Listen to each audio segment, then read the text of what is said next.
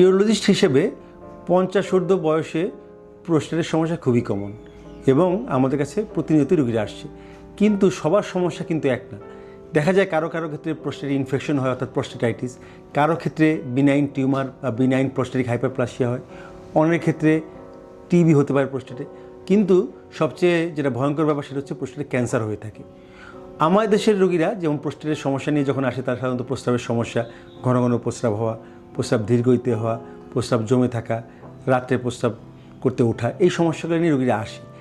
এবং অনেক সময় দেখা যায় রোগীরা অনেক হার্বাল ওষুধ, অনেক সময় অনলাইন থেকে বিভিন্ন ওষুধ ক্রয় করে খায় এবং না ডাক্তার দেখে ইভ্যালুয়েশন না করে ওষুধ খায়, কিন্তু এটা খুবই ভয়ঙ্কর। এই তো আমি পেলাম, কয়েকদিন আগে আসলো আমার খুবই পরিচিত এক ভদ্রলোক, উনি এরকম প্রোস্টেটের সমস্যার কারণে ওষুধ খেয়েছেন, কিন্তু দেখা গেল ওনার এখন পিএসএ অর্থাৎ প্রোস্টেট স্পেসিফিক অ্যান্টিজেনের মাত্রা 504 এবং পুরো শরীরের হাড়ের মধ্যে এবং লিম্ফ নোডে টিউমারটা ছড়িয়ে পড়েছে, অর্থাৎ প্রোস্টেট ক্যান্সার। এক্ষেত্রে বায়োপসি করে ক্যান্সার পাওয়া গেল, কিন্তু এক্ষেত্রে ফলাফল অত ভালো হয় না।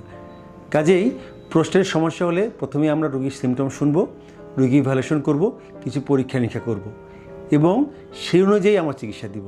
বিভিন্ন ধরনের গাছগাছরা, হার্বাল ওষুধ এবং চটকদার বিজ্ঞাপনে, এমনকি শুধু আমাদের দেশে না, এই উপমহাদেশ এমনকি আমেরিকাতেও বিভিন্ন ধরনের ওষুধ, হার্বাল ওষুধ জনপ্রিয়, কিন্তু দেখা যায় অনেক ক্ষেত্রে এই সব ওষুধের কার্যকারিতা খুবই কম, অনেক সময় শারীরিক ক্ষতিও করে।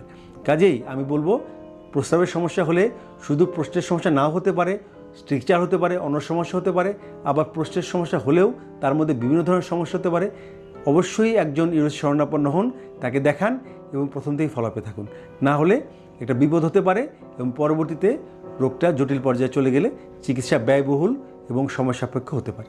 আপনাদের স্বাস্থ্য বিষয়ে সচেতন করার জন্যই আমাদের এই আয়োজন। তাই প্রতিনিয়ত স্বাস্থ্য বিষয়ে বিভিন্ন টিপস পেতে আমাদের চ্যানেলটি সাবস্ক্রাইব করুন এবং বেশি বেশি লাইক ও শেয়ারের মাধ্যমে সবাইকে আমাদের সঙ্গে সংযুক্ত হবার সুযোগ করে দিন।